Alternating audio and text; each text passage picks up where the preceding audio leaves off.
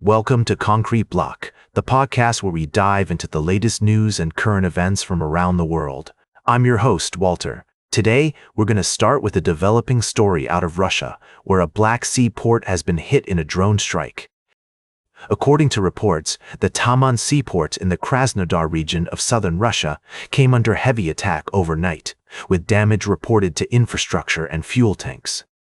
The strikes were carried out by Ukrainian UAVs, and emergency services had been deployed to contain several fires that broke out as a result. The attack on the Taman port is just the latest escalation in the ongoing conflict between Russia and Ukraine. The two countries have been engaged in a bitter dispute for years, with tensions simmering over issues such as territorial control and economic influence. The situation has been further complicated by the involvement of other nations, including the United States, which has been providing military aid to Ukraine. It's worth noting that Russian and Ukrainian negotiators are set to meet in Geneva on Tuesday for peace talks in an effort to bring an end to the conflict. However, given the latest developments, it remains to be seen whether these talks will be productive.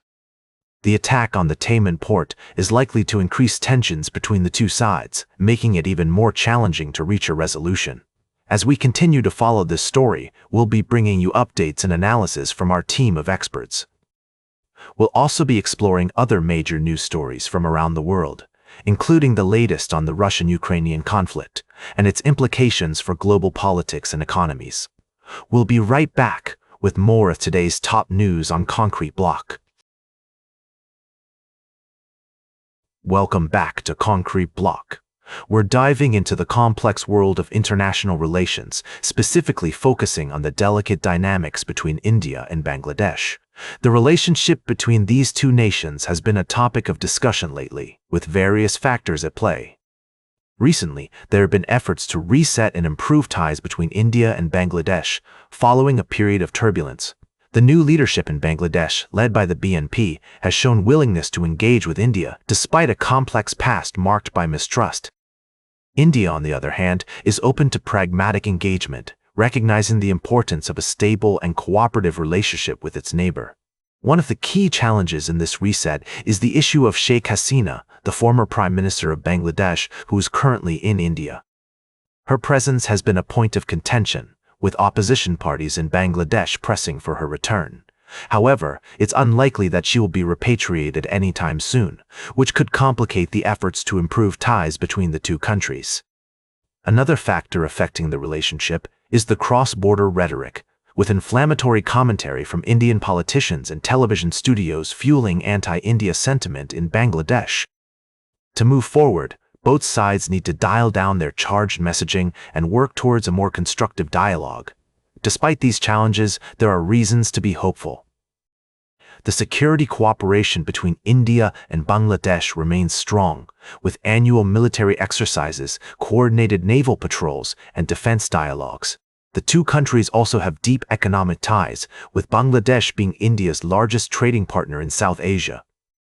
As we look to the future, it's clear that the reset in India-Bangladesh relations will require effort and commitment from both sides. India, as the bigger neighbor, may need to take the initiative to reach out and engage with Bangladesh, recognizing the benefits of a stable and cooperative relationship. By doing so, they can work towards a more positive and productive partnership, one that benefits both nations and the region as a whole. Welcome back to Concrete Block. We're wrapping up today's show with a look at the latest developments in international diplomacy. U.S. Secretary of State Marco Rubio has embarked on a two-day trip to Eastern Europe, where he's meeting with conservative leaders in Slovakia and Hungary. These countries have been at odds with other European Union nations, but have maintained warm ties with President Donald Trump. Rubio's visit aims to bolster ties with these pro-Trump leaders, discussing energy cooperation, bilateral issues, and NATO commitments. He met with Slovak President Peter Pellegrini and Prime Minister Robert Fico, where they talked about defense cooperation and fulfilling NATO summit commitments. On Monday, Rubio is expected to meet with Hungarian leader Viktor Orbán, who's facing an election in April and is currently trailing in the polls. Orbán has been a close ally of Trump's, sharing similar views on immigration and conservative values. It's worth noting that both Fico and Orbán have clashed with EU institutions over democratic rules and have maintained ties with Moscow despite criticism from other European countries. They've also opposed sending military aid to Ukraine and have continued to buy Russian gas and oil, which has been criticized by the US. Rubio's trip is seen as an effort to strengthen relationships with these Eastern European nations, but it also raises questions about the implications for European unity and the ongoing conflict in Ukraine.